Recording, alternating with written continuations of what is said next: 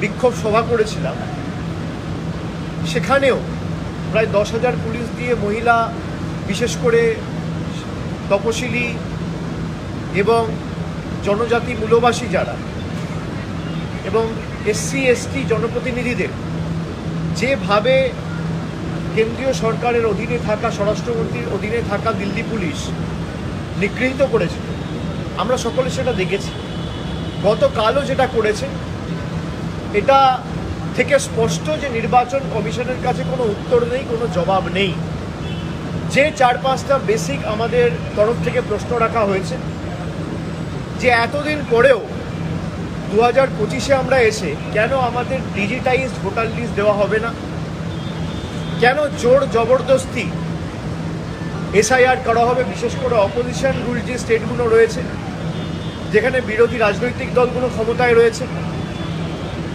এবং আমি ইলেকশন কমিশনের কথা যদি ঠিক ধরেই নিই যে ভোটার লিস্ট বা ইলেকটোরাল রোলে অনিয়ম বা গরমিল রয়েছে, আমি তর্কের খাতিরে ধরে নিচ্ছি যে তারা ঠিক বলছে।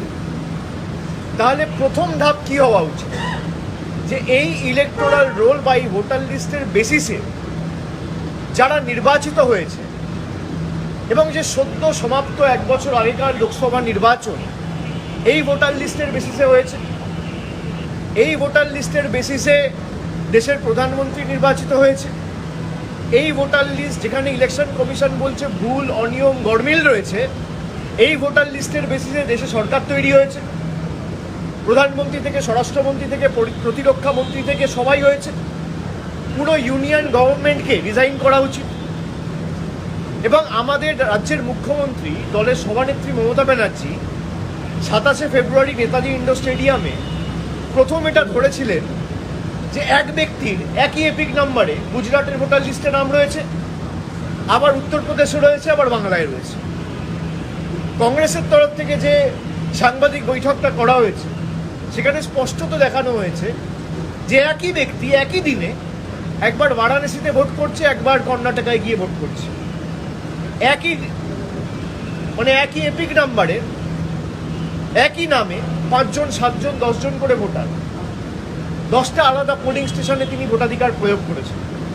আর এই ডেটা তো তৃণমূলের বা কংগ্রেসের নয় বা অন্য রাজনৈতিক দলের নয়, এটা নির্বাচন কমিশনের ডেটা।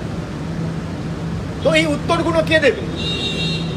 আর নির্বাচন কমিশনের উপর যদি প্রশ্ন ওঠে, বিজেপি ডিফেন্ড করবে কেন? বিজেপির দায় কি? নির্বাচন কমিশন তো নিরপেক্ষ।